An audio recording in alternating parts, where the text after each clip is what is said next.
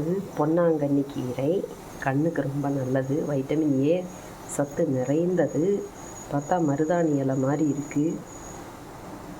பொன்னாங்கண்ணி கீரை இது 2 டைப் இருக்குது. வெள்ளை பூக்கள் உள்ளது, மஞ்சள் பூக்கள் உள்ளது, இனி நீலப்பூக்கள் உள்ளதும் இருக்குன்னு சொல்கிறாங்க. இதான் பொன்னாங்கண்ணி கீரை. இதை நம்ம பொடி பொடியாக இது மாதிரி நல்லா வாஷ் செய்யணும். அது ஒரு நரம்பு மாதிரி இருக்கும். அதை காம்பெல்லாம் நல்லா ஆஞ்சி அதை ஊனி வச்சிடலாம். அப்புறம் இது நல்லா வாஷ் செய்யணும். வளையிற இடம் ரொம்ப நாற்றமாக இருக்கும். அதனால் ஒரு 5-6 வட்டம் பச்சை தண்ணியில் நல்லா கழுகி சுத்தம் பண்ணி வச்சுக்கணும்.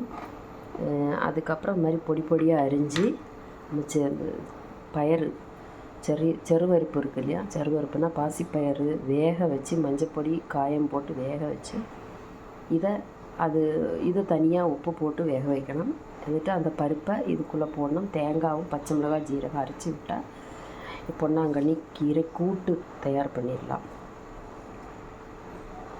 இது கொஞ்சம் கசப்பாக தான் இருக்கும். அதனால லைட்டாக புளியும் கூட வேணால் சேர்த்துக்கலாம். இல்லைனா ஒரு தக்காளி வெங்காயம் பச்சை மிளகாய் அரிஞ்சு போட்டுக்கலாம். அந்த தக்காளியோட புளிப்பில் அதோட டேஸ்ட்டு இருக்கும். எப்படியும் இந்த செருவருப்பு உடம்புக்கு ரொம்ப நல்லது. அதே மாதிரி கீரை கண்ணுக்கு ரொம்ப நல்லது. இந்த பொன்னாங்கண்ணி கீரையில் தைலம் கூட செய்வாங்க, ஹேர் ஆயில். நான் அது இப்போ அரியறதுக்கு முன்னாடி இதை காமிக்கணும்னு தோணுச்சு. கீரை சின்ன கீரை மருதாணி இலை மாதிரியே இருக்குது.